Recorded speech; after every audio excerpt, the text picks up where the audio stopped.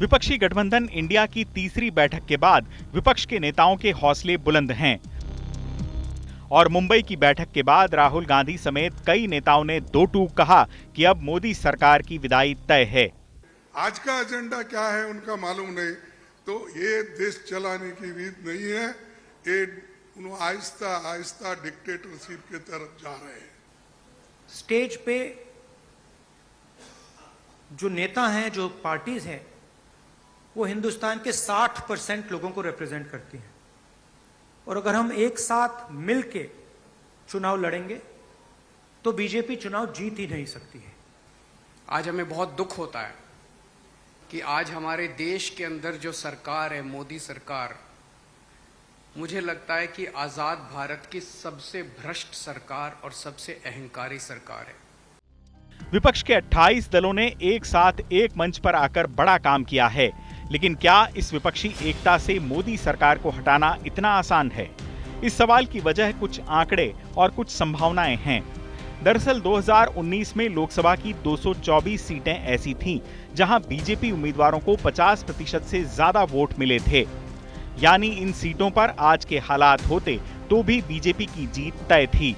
इन सीटों में 40 सीटें उत्तर प्रदेश की, मध्य प्रदेश की 25 और राजस्थान की 23 सीटें थीं। इसके अलावा कर्नाटक की 22 सीटें थीं। उत्तर प्रदेश में मायावती अभी एकला चलोरे की स्थिति में है, जबकि राजस्थान और मध्य प्रदेश में पहले ही लड़ाई बीजेपी बनाम कांग्रेस है।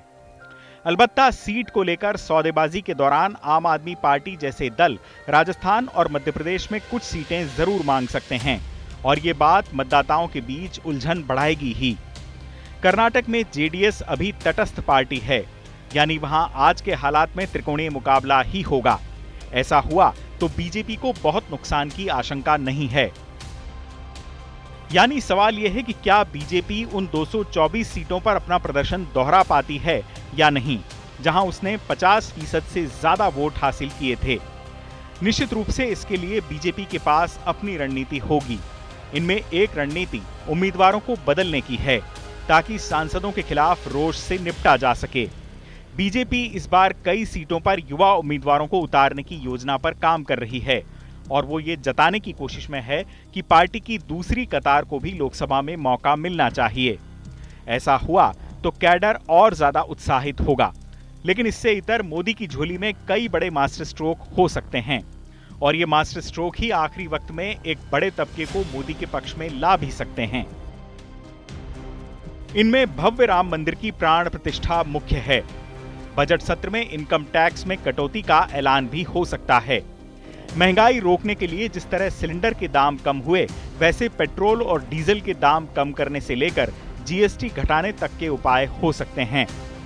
One nation one election, UCC और महिलाओं को लोकसभा में ज्यादा प्रतिनिधित्व के बाबत सरगर्मी पैदा कर बड़े सुधार करते हुए दिखने की कोशिश भी है।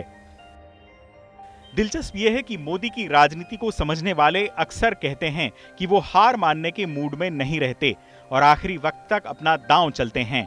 ऐसे में अंतर्राष्ट्रीय स्तर पर किसी ऐसी कूटनीति का दांव भी हो सकता है जिससे राष्ट्रवादी भावना का ज्वार फूट पड़े। वैसे ये सच भी है कि विपक्षी गठबंधन इंडिया ने अभी तक सिर्फ और सिर्फ मोदी को हटाने के अपने दृढ़ संकल्प की बात की है, उसका कोई रोड मैप पेश नहीं किया है। ये बात मैं बहुत जिम्मेदारी से कहना चाहता हूं कि भारत की सेना ने लद्दाख के बारे में बार बार बताया है, गलवान में क्या हुआ, बाकी जगह क्या हुआ, हमने क्या क्या काम किया, क्या साहसिक काम किया। आप सेना को भी विश्वास नहीं करते? क्या कहीं ना कहीं चाइना भी आपके अलायंस से प्रसन्न हो रहा है क्या?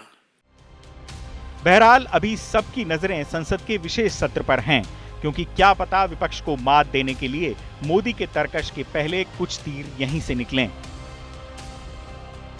बहरहाल अभी सबकी निगाहें संसद के विशेष सत्र पर है, क्योंकि क्या पता विपक्ष को मात देने के लिए मोदी की तर्कश के शुरुआती कुछ तीर यहीं से निकलें। चुनाव आज तक।